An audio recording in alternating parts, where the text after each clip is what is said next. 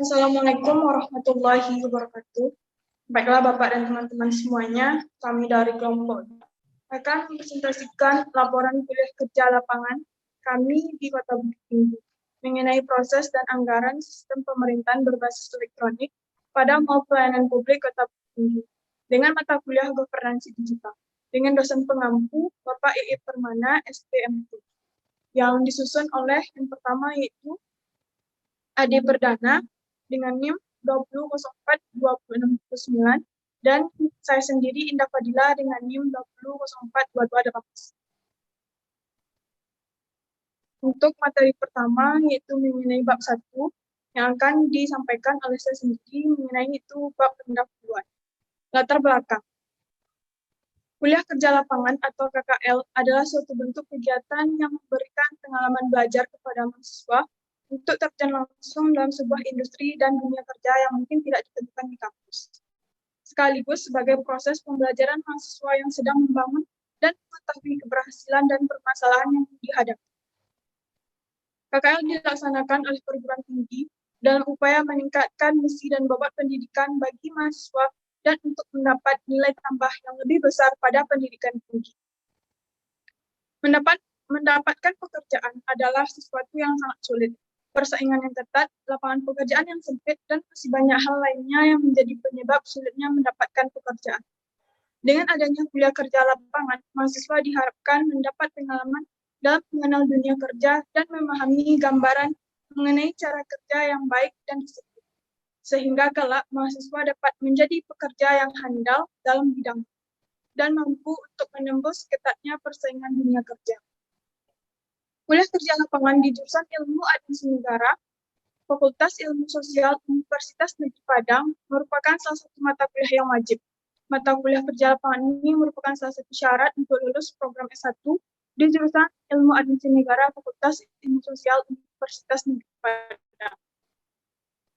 Mata kuliah ini terdapat di semester 5 dengan bobot USKS. Dalam mata kuliah kerja lapangan ini, mahasiswa dituntut untuk terjun langsung pada dalam dunia kerja, sehingga diharapkan mahasiswa dapat mengaplikasikan ilmu yang telah didapat selama perkuliahan dalam dunia kerja. Bagi mahasiswa, kegiatan KKL harus dirasakan sebagai pengalaman belajar yang baru, yang tidak diperoleh di dalam kampus. Sehingga selesainya KKL, mahasiswa akan memiliki wawasan guna bekal hidup dan bersosialisasi di tengah masyarakat pada saat melaksanakan pengabdian kepada bangsa dan negara di kemudian hari. Yang kedua itu tujuan penulisan. 1. Bagi para mahasiswa, penulisan ini bertujuan untuk menambah pemahaman dan wawasan tentang pelayanan publik berbasis digital. Yang kedua itu bagi para dosen, penulisan ini bertujuan untuk mengevaluasi dan menilai tingkat ketercapaian mahasiswa dalam partisipasi kegiatan KKL di Mall Pelayanan Publik Bukit Tinggi. Yang ketiga itu bagi para dosen, penulisan ini bertujuan sebagai dasar acuan untuk meningkatkan kualitas program KKL yang lebih baik lagi di masa depan. Manfaat KKL pertama yaitu hasil kegiatan kuliah kerja lapangan ini pada Prodi Ilmu Administrasi Negara diharapkan mempunyai kegiatan baik antara lain yang pertama bagi mahasiswa, sarana dalam melatih keterampilan mahasiswa sesuai dengan pengetahuan yang diperoleh selama mengikuti perkuliahan. Yang kedua itu kegiatan belajar dalam mengenal dinamika dan kondisi nyata dunia kerja. Yang ketiga itu menjadikan siswa lebih aktif dalam mempelajari konsep-konsep terapan agar dapat dimanfaatkan pada dunia kerja. Dan yang keempat itu mendapatkan pengetahuan baru.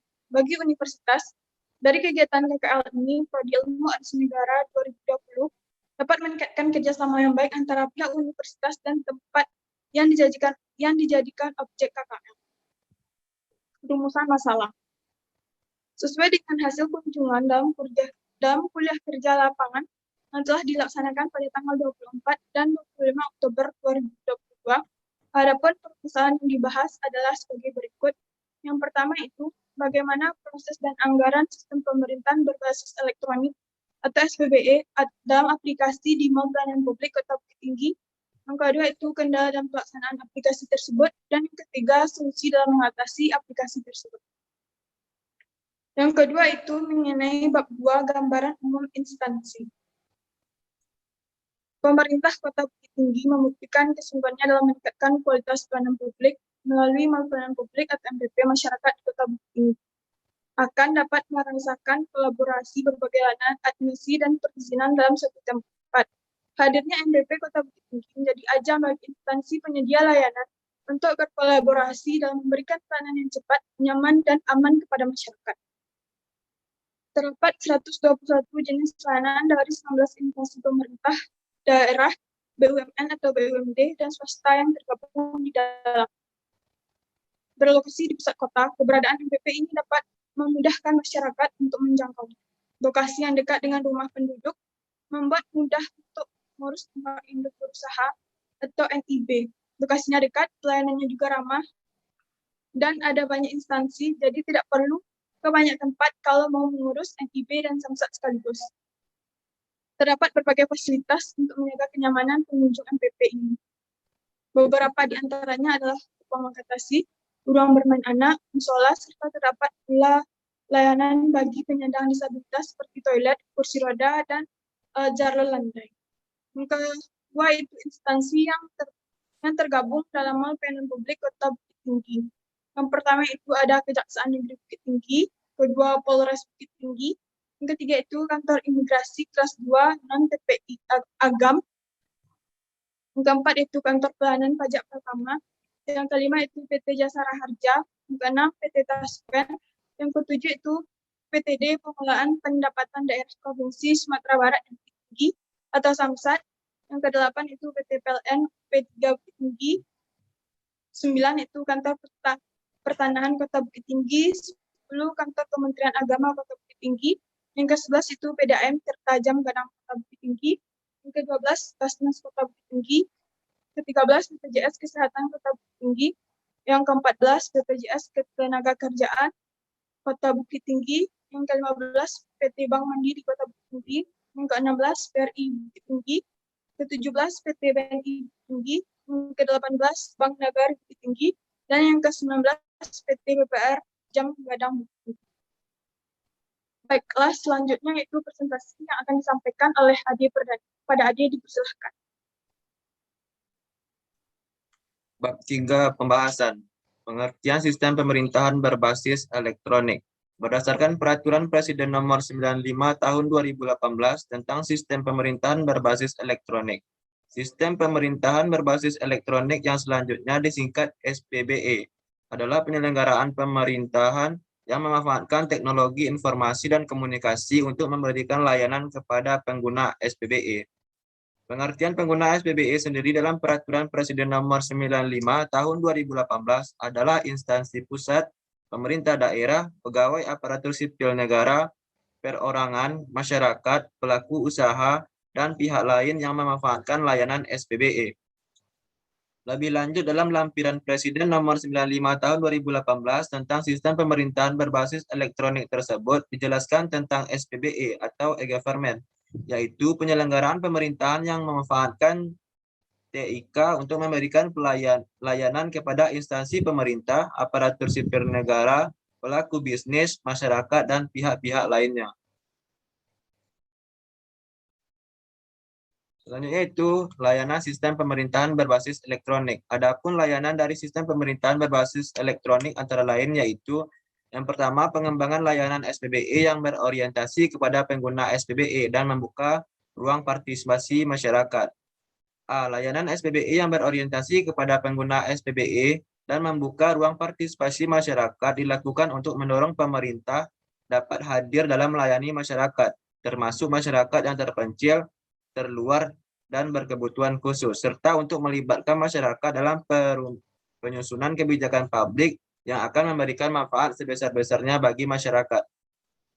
B. Strategi untuk mencapai pengembangan layanan SPBE yang berorientasi kepada pengguna SPBE dan membuka ruang partisipasi masyarakat adalah: 1. Memastikan kebutuhan pengguna SPBE terhadap layanan SPBE yang terpenuhi. 2. Membangun portal pelayanan publik dan administrasi pemerintahan. Selanjutnya itu peningkatan kualitas layanan SPBE yang berkesinambungan. A. Peningkatan kualitas layanan SPBE dilakukan secara sistematis dan berkesinambungan untuk meningkatkan efisiensi pengelolaan layanan SPBE dan memberikan kepuasan kepada pengguna SPBE. B. Strategi untuk mencapai peningkatan kualitas layanan SPBE yang berkesinambungan. Selanjutnya yaitu proses dan anggaran SPBE pada amal pelayanan publik Kota Bukit Tinggi. Rencana dan anggaran SPBE terbagi menjadi beberapa tingkat, yaitu yang pertama ada tingkat instansi pusat dan tingkat pemerintah daerah. Untuk rencana dan anggaran SPBE, instansi pusat harus berpedoman pada arsitektur SPBE, instansi pusat dan peta rencana SPBE instansi pusat masing-masing. Sedangkan untuk rencana dan anggaran pada peta rencana SPBE, pemerintah daerah masing-masing agar dapat terancang secara terpadu. Penyusunan rencana dan anggaran SPBE, pemerintah daerah akan dikoordinasikan oleh perangkat daerah yang bertanggung jawab pada bidang perencanaan dan pembangunan daerah atau Bapeda. Berdasarkan Peraturan Presiden Republik Indonesia Nomor 95 Tahun 2018 tentang Sistem Pemerintahan Berbasis Elektronik, Pasal 22 menyebutkan bahwa setiap pemerintah daerah menyusun rencana dan anggaran SPBE sebagaimana dimaksud dalam Pasal 20 dengan berpedoman pada arsitektur SPBE, pemerintah daerah dan peta rencana SPBE, pemerintah daerah masing-masing.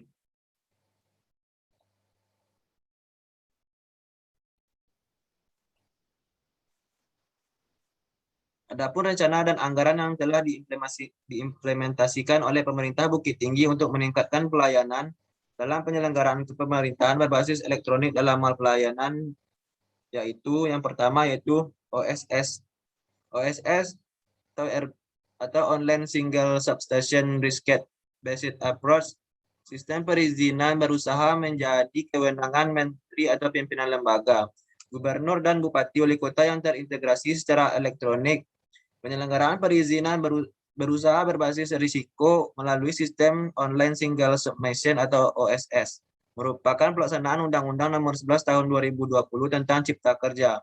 OSS digunakan dalam pengurusan izin berusaha oleh pelaku usaha dengan karakteristik sebagai berikut. Berbentuk badan usaha maupun perorangan, usaha mikro, kecil, menengah, maupun besar, usaha non-mikro, usaha perorangan atau badan usaha baik yang baru maupun yang sudah berdiri dalam operasionalisasi OSS. Penahapan untuk memperoleh izin berusaha melalui sistem OSS terdiri atas yang pertama yaitu pendaftaran, kedua pemberi izin usaha, ketiga pemberian izin komersial atau operasional. Dua itu Si Cantik, aplikasi cerdas layanan perizinan terpadu untuk publik. Si Cantik adalah singkatan dari aplikasi cerdas layanan perizinan terpadu untuk publik. Si Cantik merupakan aplikasi yang dikembangkan oleh Kementerian Komunikasi dan Informatika sebagai aplikasi umum dalam penyelenggaraan perizinan terpadu satu pintu di daerah guna mendukung implementasi Sistem Online Single Submission atau OSS. Si Cantik dirancang untuk menangani proses perizinan dan non-perizinan, mulai dari tahap permohonan sampai dengan penerbitan dokumen dan membuka pembuatan laporan eksekutif yang terintegrasi. Si Cantik digunakan oleh organisasi perangkat daerah yang memberikan layanan di bidang perizinan atau Dinas Penanaman Modal dan Pelayanan Terpadu Satu Pintu, dan masyarakat yang akan memerlukan perizinan daerah. Tahapan dalam penggunaan layanan Si Cantik yaitu pertama yaitu pendaftaran, kedua login ke website Si Cantik, tiga melakukan atau mengajukan permohonan dan melengkapi data-data persyaratan permohonan yang telah ditentukan, empat verifikasi oleh petugas. Yang ketiga yaitu SIMBG, itu Sistem Informasi Manajemen Bangunan Gedung. SIMBG merupakan singkatan dari Sistem Informasi Manajemen Bangunan Gedung yang disediakan oleh Kementerian Pekerjaan Umum dan Perumahan Rakyat yang dapat digunakan oleh pemerintah daerah dalam memberikan pelayanan terkait bangunan gedung. Tahapan dalam menggunakan layanan SIMBG yaitu satu pengajuan, dua pemeriksaan rencana teknis, tiga perhitungan retribusi, empat penerbitan PBG. Dalam tahapan-tahapan tersebut dibutuhkan beberapa data, yaitu data dan dokumen teknis permohonan, data bangunan gedung, dan dokumen rencana teknis.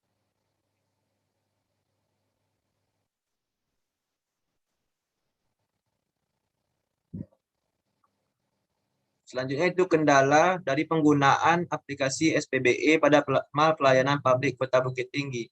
Dalam penerapannya masih ada berbagai hambatan yang sangat berpengaruh pada proses pelaksanaan aplikasi tersebut. Masih banyak masyarakat yang tidak mampu mengoperasikan aplikasi OSS, RBA, Si Cantik, dan SMBG. Selanjutnya yaitu upaya dalam mengatasinya. Upaya yang dapat dilakukan untuk melakukan pemerintah Kota Bukit Tinggi untuk bisa mengefektifkan dari pengguna aplikasi ini adalah dengan cara melakukan sosialisasi rutin secara bergilir kepada masyarakat-masyarakat yang ada di Kota Bukit Tinggi.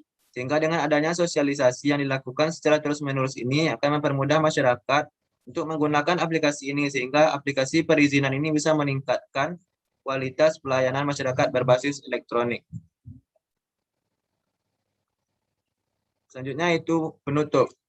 Simpulannya untuk rencana dan anggaran SPBE pemerintah daerah akan berpedoman pada arsitektur pemerintah daerah dan peta rencana SPBE pemerintah daerah masing-masing agar dapat terancang secara terpadu. Penyusunan rencana dan anggaran SPBE pemerintah daerah akan dikoordinasikan oleh perangkat daerah yang bertanggung jawab pada bidang perencanaan dan pembangunan daerah atau Bapeda. Berdasarkan Peraturan Presiden Republik Indonesia Nomor 95 Tahun 2018 tentang Sistem Pemerintahan Berbasis Elektronik, Pasal 22 menyebutkan bahwa setiap pemerintah daerah menyusun rencana dan anggaran SPBE sebagaimana dimaksud Pasal 20 dengan berpedoman pada arsitektur SPBE pemerintah daerah dan peta rencana SPBE pemerintah daerah masing-masing. Selanjutnya itu saran. Saran yang dapat kami sampaikan terkait pembahasan sebelumnya adalah pemerintah Kota Bukit Tinggi harus lebih memperhatikan terkait mengimplementasikan forum satu data ini dan mengatasi berbagai kendala yang dapat menghambat keefektifan dari penerapan satu data tersebut.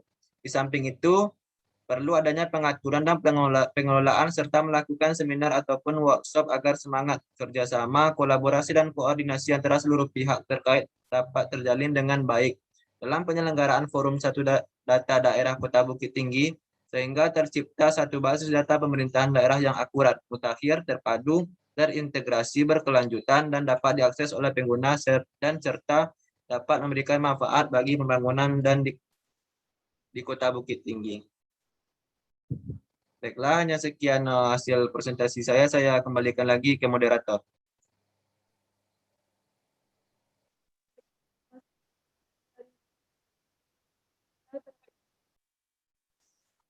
Baiklah, sekian presentasi dari kami, Prof. Apabila terdapat